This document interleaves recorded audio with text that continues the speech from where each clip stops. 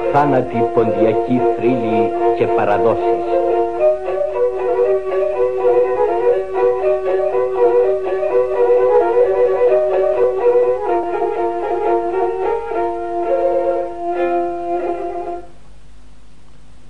Στην ξακουστή πολιτεία του πόντου Κωτίωρα Όρτου είναι αφιερωμένη η σημερινή μας εκπομπή.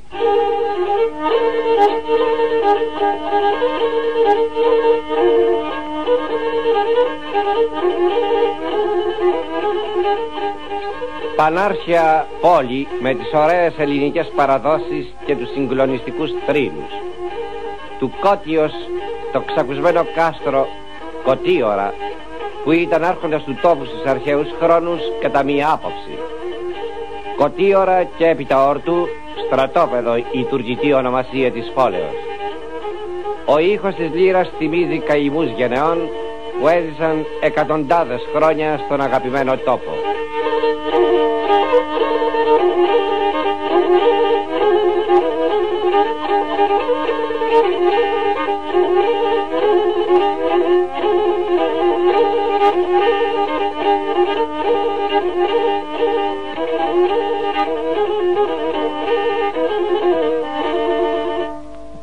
Τα Κωτίωρα Όρτου ιδρύθηκαν τον 8ο ή 7ο αιώνα π.Χ.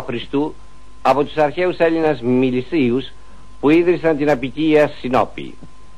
Είναι μία από τις μεγάλες παραλιακές πόλεις του Πόντου. Το λιμάνι των Κωτιώρων από τα πανάρχια χρόνια την Αλεξανδρινή εποχή και σε όλη τη διάρκεια της Ρωμαϊκής και Βυζαντινής περίοδου αποτελούσε σπουδαιότατο κέντρο διαμετακομιστικού εμπορίου. Στα Κωτίωρα ήκμασαν όλες οι τέχνες. Τα ελληνικά γράμματα εκαλλιεργούνται με πάθος.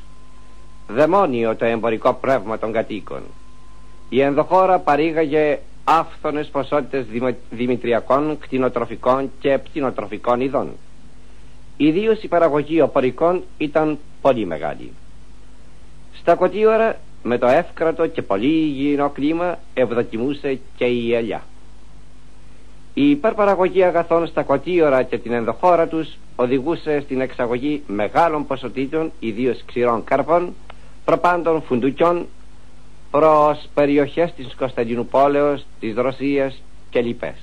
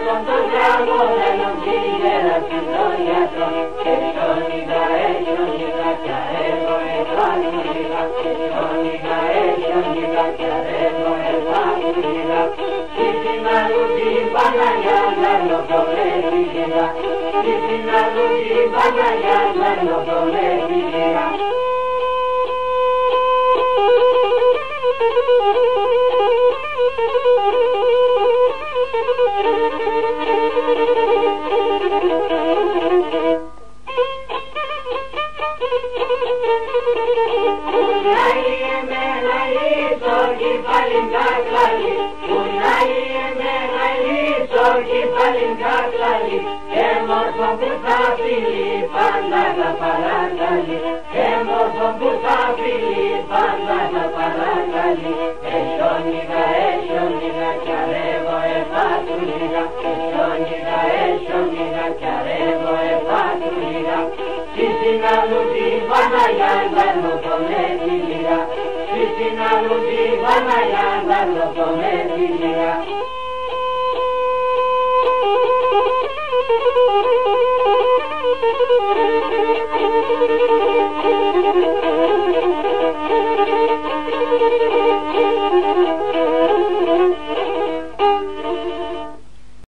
Οι κοτιορείτες παρουσιάζουν τα ίδια κατά βάση χαρακτηριστικά με τους λοιπούς ποντίους.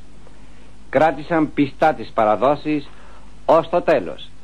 Φιλοξένησαν κι αυτοί τα στρατεύματα του Ξενοφόντος, τα οποία πέρασαν και από τη δική τους πόλη. Στάθηκαν γενναίοι σε ώρες κρίσιμες. Διατήρησαν τα ήθη και τα έθιμά τους. Στους γάμους και τα πανηγύρια, σε όλες τις εορταστικές εκδηλώσεις, οι κοτιορείτες έδιναν πάντοτε χρώμα ελληνικό.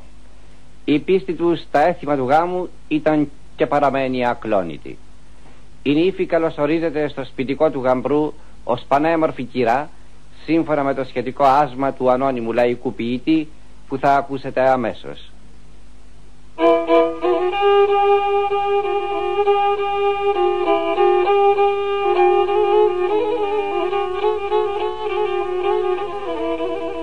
Καλώς την κυρά νύφη μας, τώρα πόρθε στο σπίτι μας. Κορίτσιμα την πεθερά, σαν να είναι μάνα και κύρας. Τίμα τον πεθερός, σαν να είναι κύρις και γόνιος. Τίμα τον πεθερός, σαν να είναι κύρις και γόνιος. Επί 3 αιώνες περίπου πολλές περιοχές του Δυτικού Πόντου παρέμειναν ερημωμένες. Ο λιμένας των Κοτιόρων απονεκρώθηκε τελείως. Τον 18ο αιώνα η μανία του κατακτητή υπεχώρησε κάπως. Στις αρχές αυτού του αιώνα μια ομάδα ποντίων από την Αργυρούπολη, των οποίων το γενεαλογικό δέντρο είχε τις ρίζες του στα Κοτίωρα, ξεκίνησε με κατεύθυνση την παλιά φιλτάτη πατρίδα τα Κοτίωρα. Έφτασε στο χωριό Μπαϊραμλή, 6 χιλιόμετρα νοτιότερα της Ορτούς. Αργότερα κατέφτασαν και άλλοι κοτιορείτες από τη Χαλδία. Στα τέλη του 18ου αιώνα οι κοτιορείτες αυτοί εγκαταστάθηκαν στα Κοτίωρα. Η πόλη άρχισε από τότε να αναζωογονείται και πάλι, να βρίσκει τον παλαιό εαυτό της. Ο πρώτος συνοικισμός που ιδρύθηκε είναι της Παπαντής. Κατόπιν έγινε ο συνοικισμός του Αγίου Γεωργίου και αργότερα του Αγίου Νικολάου. Ιδρύθηκαν φυσικά και άλλοι ελληνικοί συνοικισμοί στα Κοτίωρα σε όλη τη διάρκεια του 19ου αιώνα. Στα Κοτίωρα, όπου επανήλθε και πάλι το ελληνικό στοιχείο, η ελληνική παιδεία έδωσε εκ νέου τη λάμψη της. Ιδρύονται περικαλείς ναοί και πολυάριθμα σχολεία. Η περίφημος Ψωμιάδιο σχολή θα μείνει αλυσμόνητη. Ήταν έργο του μεγάλου ευεργέτου Κοτιορείτου Κωστάκη Ψωμιάδη. Η λειτουργή της παιδείας, ανάμεσα στους οποίους εξέχουσα θέση κατέχει ο Θεμιστοκλής Παστιάδης, εργάστηκαν στα Κοτίωρα με πραγματική αυτοθυσία. Η προσφορά τους στα ελληνικά γράμματα είναι πολυτιμωτά.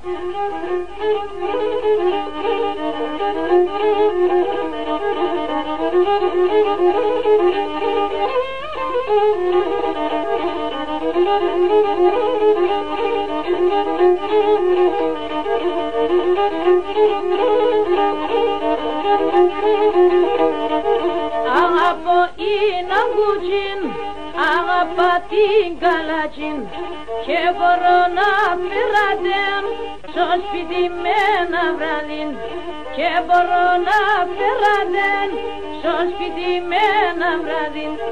Πίνω το τσιμπουκίνο, ήδη λουλιαντήριν, κάτι πόρτα σαράνου, ήδη σερδαμί.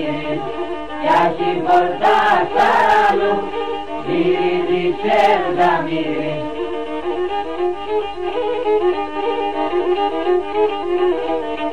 Με την κατάχρηση του πόντου από τους Τούρκους, ο ελληνικός πληθυσμός της περιοχής Κωτιώρων υπέστη τους φοβερότερους κατατρεγμούς.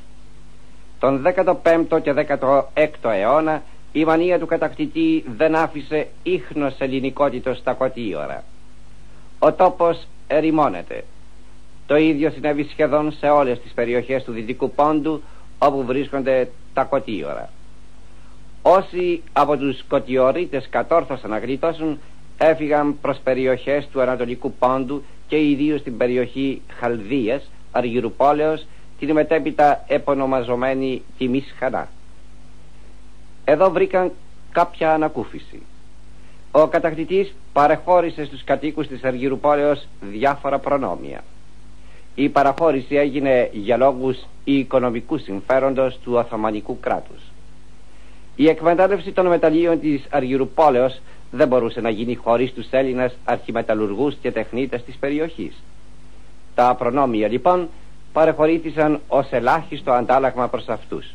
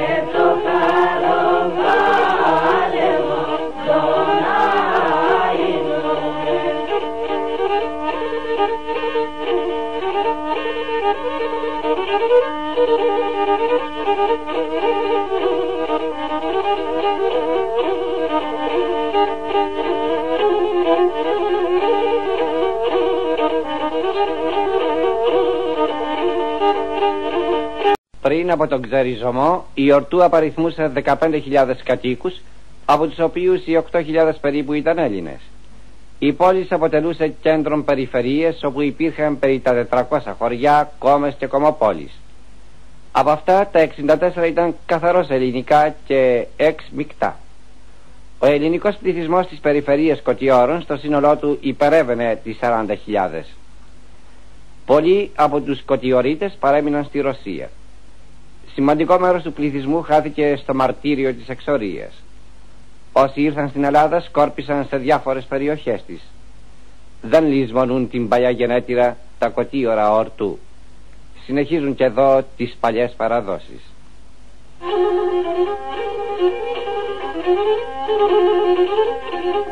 Τραγουδά ο Χρύσανθος και παίζει λύρα ο Γεωργούλης Κουγιουμτζίδης.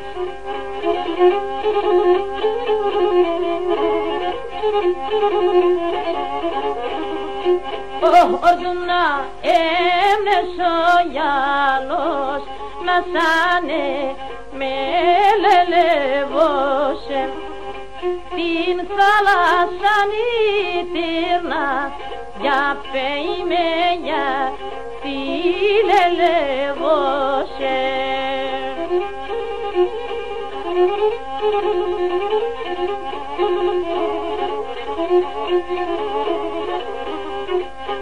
Την ψημνά εγαλένιζα να σάνε με λελεβώσε τα μουρά τα μνή περνά για πεϊμένια τη λελεβώσε.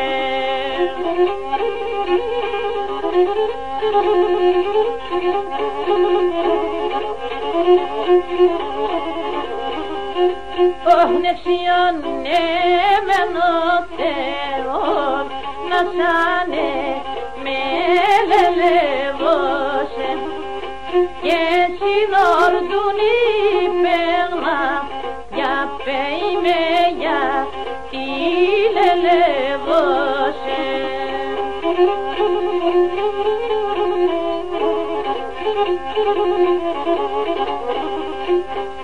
Έβγαινα και στο τσαμπάσιν να σάνε με λελεύωσε και να χαπάρει φέρνα για πέιμε